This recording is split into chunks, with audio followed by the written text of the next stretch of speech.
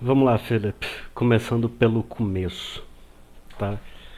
Ah, é sempre importante a gente ver aonde está, como estão os parceiros de uma empresa, né? Para a gente entender como é que a empresa está de verdade, porque ela vende uma coisa e é importante saber que a Nvidia não faz o chip, ela desenha o chip, manda para uma fábrica que é a TSMC, que faz o chip, ela monta a placa, eventualmente a própria TSMC monta as placas, tá? Mas às vezes a Nvidia até contrata outras empresas para montar a placa, bota a marquinha dela e ela vende, tá? Mas o chip, a coisa que é o diferencial, quem produz, quem faz a fundição do chip, porque é uma coisa, é um processo litográfico e tudo mais, é a TSMC, beleza? A TSMC, isso aqui são mudanças ano a ano. Tá? A TSMC teve mais meses de queda relevante ano a ano do que meses de alta. Por um acaso, em outubro teve um mês de alta. Mas se a gente pegar setembro, agosto e julho, por exemplo, que são dados do trimestre anterior, a gente tem meses de queda na comparação da receita ano a ano. E concorda que um chip de altíssima tecnologia deveria ser um chip mais caro, ou seja, aumentar a receita? Pelo menos eu acho que sim, né? Mas vamos por partes.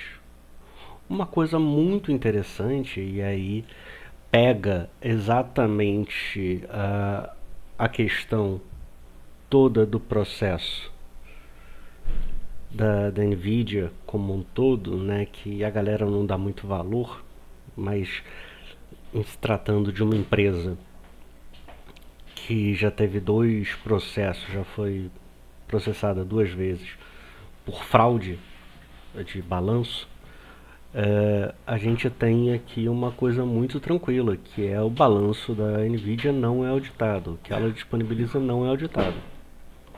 Beleza? Isso só acho importante, mas bora lá. Vamos pelo começo.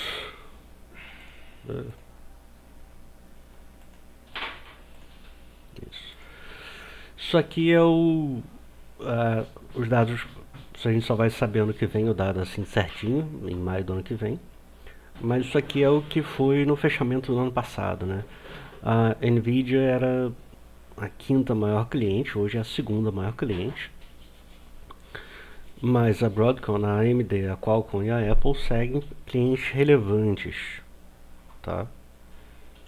Ora, se são clientes relevantes, como é que tem uma queda assim de demanda tão grande, de receita tão grande?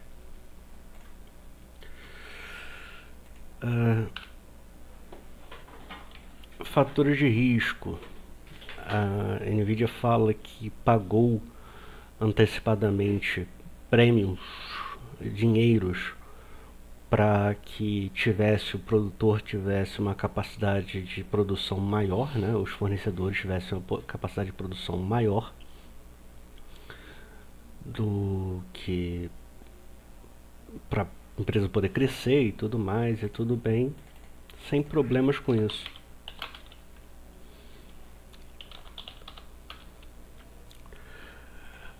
Aí eu me lembro que em setembro eu vi essa notícia que a TSMC falou o seguinte: galera, não precisa me entregar agora os equipamentos de produção de chips de alta performance, de high-end, né?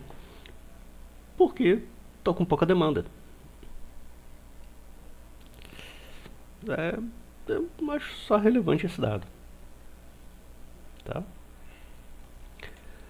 Então, quer dizer, e aí a gente vê que o que eles fizeram de pagamento adicional para aumentar diminuiu.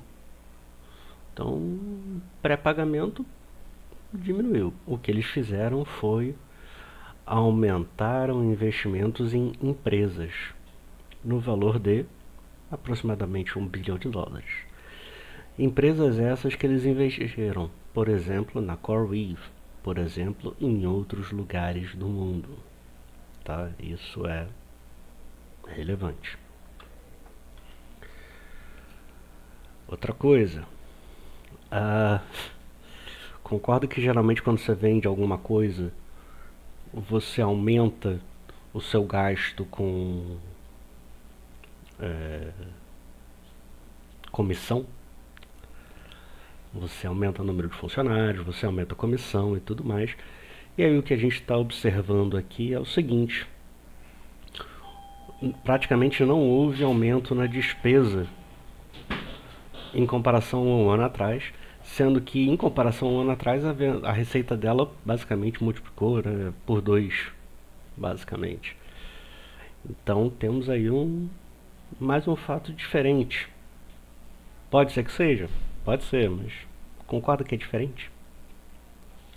Você não pagar comissão nenhuma? Esquisito.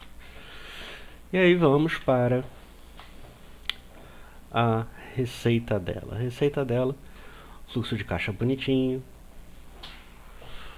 18 bilhões, maravilha. Isso aqui é a receita dela, a receita líquida, né? E aí ela tem um volume de recebíveis de 4,4, quase 4,5 bilhões de dólares. Note que anteriormente ela não tinha quase nada. Em 2002 ela não tinha nada de recebível.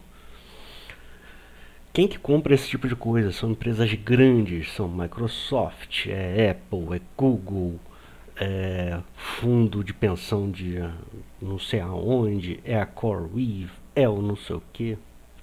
Porra.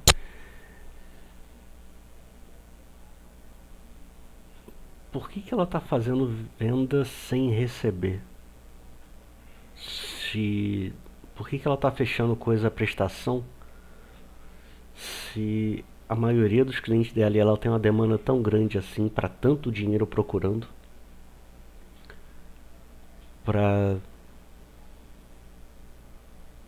receber no futuro, né? Por exemplo, se eu tenho alguém que vai me pagar daqui a 6 meses e eu tenho alguém que me paga agora, eu vendo agora, concorda? Então, mais uma coisa esquisita.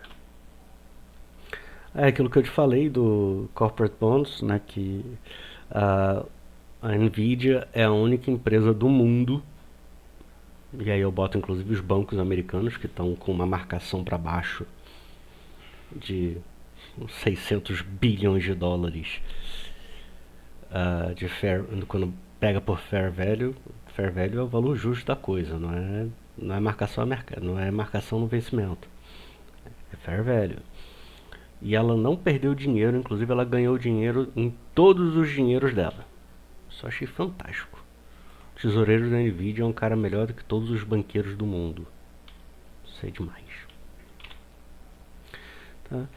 Então, a grande questão da Nvidia é que tem um balanço que não é auditado. Não é auditado. 2, clientes, o fornecedor dela não teve crescimento de receita, embora ela tenha tido. Ela está vendendo sem receber, né? E não está gastando na venda. Não tem comissão para venda, ela não tem despesa nenhuma de venda. Isso é muito esquisito. Nenhuma empresa faz isso no mundo. E quando todo mundo perdeu dinheiro, ela ganhou. No mercado que todo mundo perdeu dinheiro, que é o mercado de títulos públicos e corporativos, com juros subindo. Então, é um balanço, tanto é que a empresa ontem soltou um balanço, no anterior, estourou a boca do balão, subiu, não sei o que, ela abriu em alta de 11% no balanço anterior e fechou no 0 a 0. Ontem ela já abriu caindo e fechou negativa. Tá? É uma empresa, de novo, que por 2 vezes foi processada e condenada por fraude contábil, e não acho distante pensar que isso está muito esquisito. E aí eu vou para só a última consideração. Nvidia tem aquela coisa de crescer infinitamente para justificar o preço da ação. Hoje ela tem um preço-lucro de 120. 120 vezes. Se ela continuar lucrando nesse nível, ela demora 120 anos para devolver dinheiro pro povo. Isso implica um crescimento de... Basicamente, ela tem que crescer 50% ao ano, basicamente. 100%, não, é 100% ao ano. Durante uns 4 ou 5 anos para resolver esse problema. No último trimestre ela cresceu 15%. Tá faltando conta. No anterior ela tinha subido 65%. Legal. No anterior ela tinha subido 85%. Nesse ela subiu 18%. E a grande questão que a gente pega é o seguinte: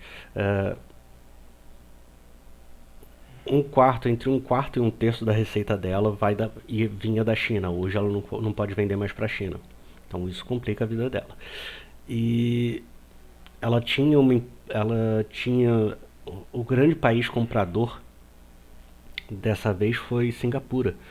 Singapura é um bicho que você não usa aí. Não é um país que compra lá. Por quê? Porque o custo de energia em Singapura é absurdo. Singapura pode comprar para investir em outro país. Isso é razoável. Mas a entrega dos chips em Singapura é esquisito. O que tem em Singapura muito? Fundo. BlackRock está em Singapura e Companhia Limitada. Então, só bateu de novo. Só bateu estimativas. Só fez isso e aquilo por Singapura, por um acordo com essa empresa de Singapura. E como na última vez eles anunciaram a CoreWeave como o contrato que fez a diferença e todo mundo bateu no negócio da CoreWeave, que a CoreWeave não faz sentido fazer aquele contrato, dessa vez eles nem anunciaram quem é a empresa. Tá? Então, o resultado bateu todas as expectativas e ainda assim a ação caiu. Está precificada para perfeição, para mim está muito mais pro Ponzi Scheme aqui, que está na figura de cima do que qualquer outra coisa. Isso para mim é um castelo de cartas, isso é uma pirâmide, basicamente falando. Beleza? Qualquer coisa, fico à disposição. Abração, cara.